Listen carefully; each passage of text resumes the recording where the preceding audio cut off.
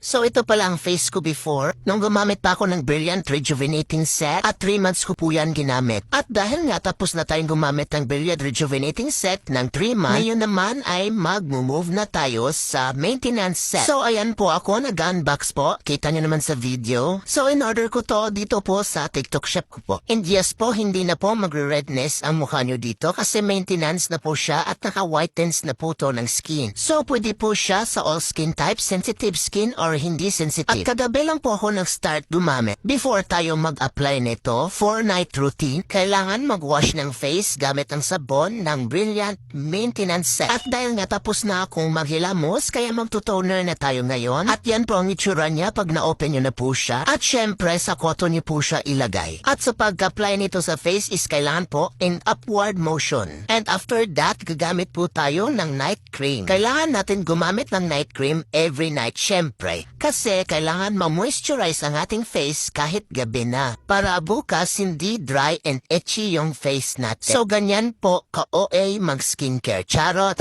So yun lang, bye! And don't forget to follow me for more my upcoming videos. Nanggigigil na ako kaya mag-check out na kayo!